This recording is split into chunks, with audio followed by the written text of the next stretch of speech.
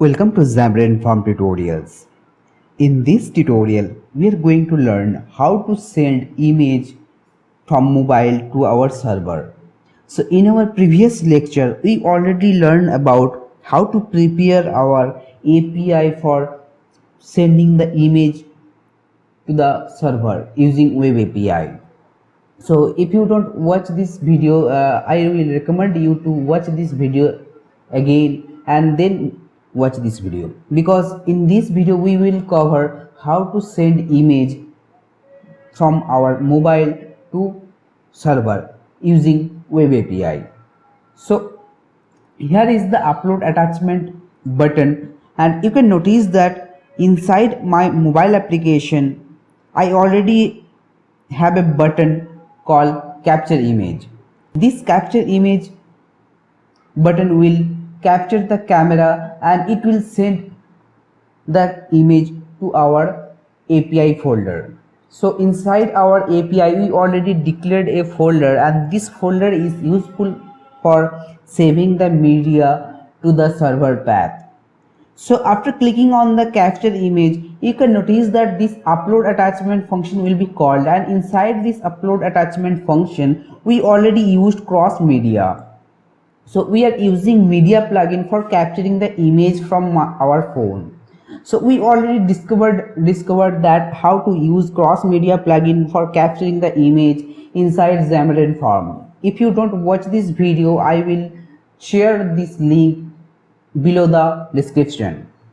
Okay, you just watch this video how to capture the image from mobile using cross media plugin, and make sure that while initializing the cross media function at that point of the time you have to remember few process, because you have to enable the permission for the capturing camera, and also you have to set the file provider information for capturing image. Okay, so if you don't know about that, I will share a link of GitHub repository, so that inside this repository you can learn that how to follow this process, and this documentation will recover all of these things. Okay, so this upload attachment I am hitting a breakpoint, and this will be open our camera. You can notice that after clicking on the capture image button it will open a camera. So here is the breakpoint. I am continuing the breakpoint and it will open the camera. So you can notice that it will open our camera, and after capturing the camera you can notice that you already have a OK button and cancel button. Okay, so inside this OK and retry button I am clicking on the OK button. Okay, so after clicking on the OK button, this breakpoint will be here.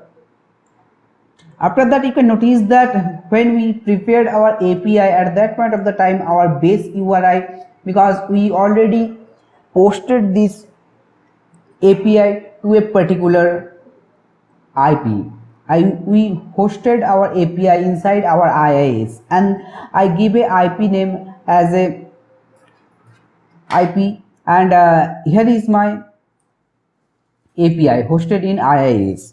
Okay, so inside this API we already have a folder called media, and this media folder is responsible for containing the image path and the images. Okay, so currently this media folder is empty. So after continuing on this API, you can notice that after just few line of code and it will posting this image to our Web API. So we are converting this file stream, because we already have this media file stream using cross media, and this content we are adding this content as a stream content file.getStream, and we are specifying the file name, okay, and the file path.